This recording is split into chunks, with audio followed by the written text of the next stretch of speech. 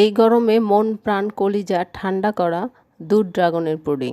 এই পুডিংটি দেখতে ও খেতে অন্যান্য পুডিং থেকে সম্পূর্ণ আলাদা, কিন্তু দারুণ টেস্টি। মুখে দিলে একদম মিলিয়ে যাবে। এরকম লোভনীয় আর অসাধারণ ডেজার্ট তৈরি করতে মাত্র কয়েকটি ইনগ্রেডিয়েন্ট নিয়ে এনাফ। ভিডিওটি যদি ভালো লেগে থাকে তাহলে একটা লাইক দিয়ে চলুন শুরু করি।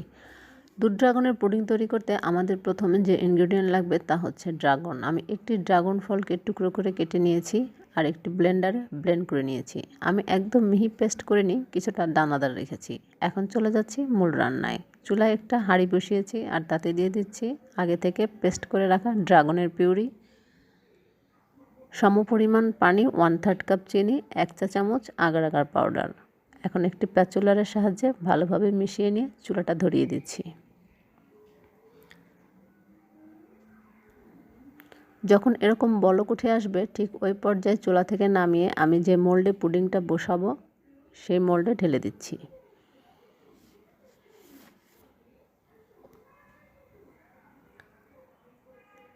তারপর রুম টেম্পারেচারে রেখে দিচ্ছি যতক্ষণ না অ্যাডজাস্ট হয়ে আসে। যখন এরকম পুরোপুরি জমে যাবে ঠিক ওই পর্যায়ে একটা নাইফের মাধ্যমে চারপাশটা ছাড়িয়ে নিচ্ছি আর স্কোয়ার শেপ করে কেটে নিচ্ছি। আমি আমার পছন্দ মতো কেটে নিচ্ছি, আপনারা আপনাদের পছন্দ মতো যে কোনো সাইজে কেটে নিতে পারেন। তারপর নাইফ অথবা প্যাচুলার সাহায্যে নিচ থেকে হালকাভাবে একটু চাপ দিলেই সুন্দরভাবে উঠে আসবে। এখন এটাকে একটা সাইডে রেখে দিচ্ছি আর চলে যাচ্ছি দুধের প্রিপারেশানে। চুলায় একটা হাঁড়ি বসিয়েছি আর তাতে দিয়ে দিচ্ছি 2 কাপ ফুল ক্রিম গরুর লিকুইড দুধ, 1 কাপ চিনি, 1 চা চামচ আগার আগার পাউডার। তারপর ভালোভাবে মিশিয়ে নিচ্ছি আর চুলাটাকে ধরিয়ে দিচ্ছি।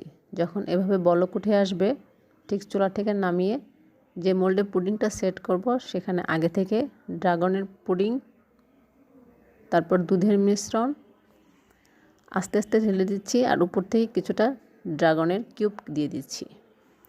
সেম প্রসেসে আমি সার্ভিং ডিশগুলোতেও এভাবে সাজিয়ে নিচ্ছি। আপনারা আপনাদের পছন্দ মতো ডেকোরেশন করে নিতে পারেন। হয়ে গেল আমাদের দুধ ড্রাগনের পুডিং। এখন এটাকে ঠান্ডা করার জন্য রেখে দিচ্ছি ফ্রিজে। 2 ঘন্টা পর আমি ফ্রিজ থেকে বের করেছি। এখন এটাকে মোল্ড আউট করব আর সেজন্য নাইফের সাহায্যে চারপাশটা ছাড়িয়ে নিচ্ছি। একটি সার্ভিং প্লেটে আমি মোল্ড আউট করে নিচ্ছি। হালকাভাবে একটা টাপ দিলেই ছেড়ে আসবে। দেখেন কতটা লাক্সারিয়াস আর ইয়াম্মি মনে হচ্ছে, নাইফ লাগানোর আগেই কেটে যাচ্ছে। এরকম নতুন আর ইউনিক রেসিপি পেতে পেজ ফলো করবেন। সাথে থাকার জন্য সবাইকে ধন্যবাদ। আল্লাহ হাফেজ।